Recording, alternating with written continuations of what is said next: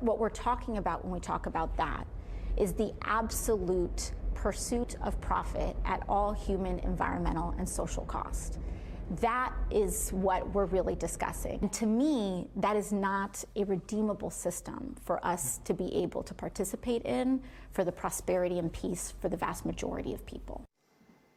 Here with reaction, Senator Marco Rubio, who, by the way, just introduced legislation that would ban the use of arrest papers as identification for illegal immigrants at airports. The fact that you have to bring that as legislation is a little mind-numbing. There's a very large, and we were down in Miami together, and we did this town hall. There's a very large Cuban-American community, vibrant community in Miami. And I mean, the people that suffered under the Castro regime, I know, have a very, very different opinion than AOC on this issue of capitalism, the greatest wealth-producing system for anybody that wants to work hard and drive themselves to success.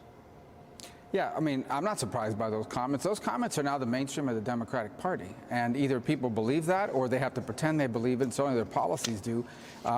They woke up one day and I guess decided that Marxism was right all along and that the Cold War should have never ended. And I don't understand how people that feel that way don't just move to one of these other countries. There's so many other countries out there that actually agree with that sentiment about socialism being better than capitalism.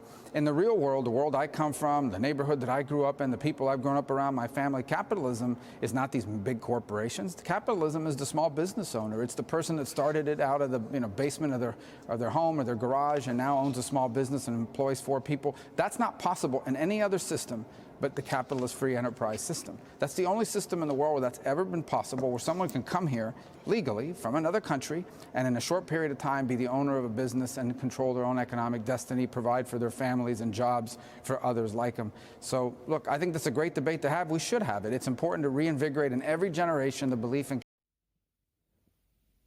8 Marxist claims that may surprise you. Critics of Marx often get the great socialist thinker wrong. We're here to set the record straight. The author.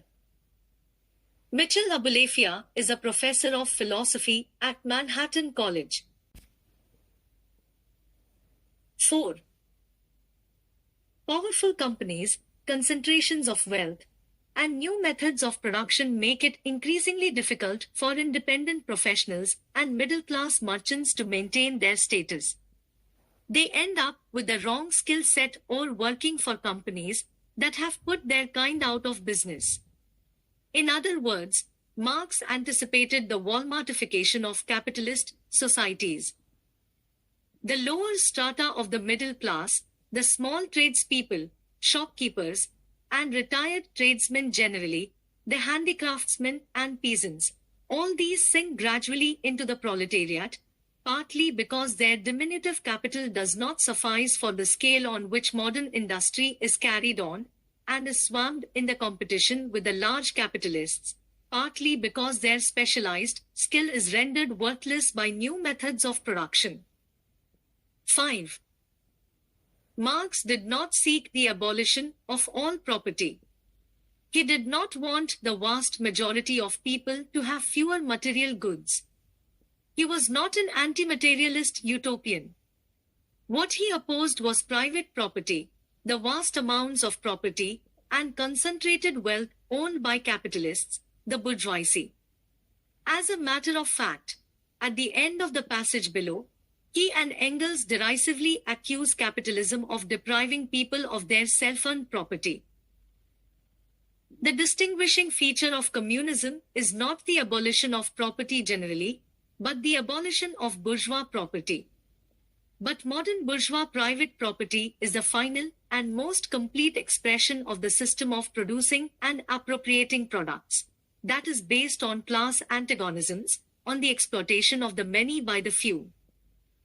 In this sense, the theory of the communists may be summed up in the single sentence, abolition of private property. We communists have been reproached with the desire of abolishing the right of personally acquiring property as the fruit of a man's own labor, which property is alleged to be the groundwork of all personal freedom, activity, and independence. Hard one, self-acquired, self-owned property. Do you mean the property of petty artisan and of the small peasant, a form of property that preceded the bourgeois form? There is no need to abolish that. The development of industry has to a great extent already destroyed it, and is still destroying it daily. According to the Marxist theory, is a small business owner a member of the bourgeoisie?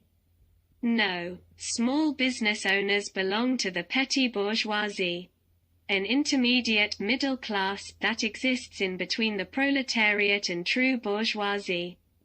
Unlike the proletariat and bourgeoisie, the petty bourgeoisie is not a true class, in that it has no common interests to unite around. Marx advocated allying with the petty bourgeoisie and pulling them towards socialism where possible, but was deeply opposed to manifestations of what he called petty bourgeois socialism. For Marx, the petty bourgeoisie needed to accept that it was a precarious minor class that capitalism would destroy in time, and argue that the socialist movement should accommodate some of the demand of the petty bourgeoisie to help them unite with the workers against the bourgeoisie. Historically, Karl Marx predicted that the petite bourgeoisie were to lose in the course of economic development. Following this, R.J.B.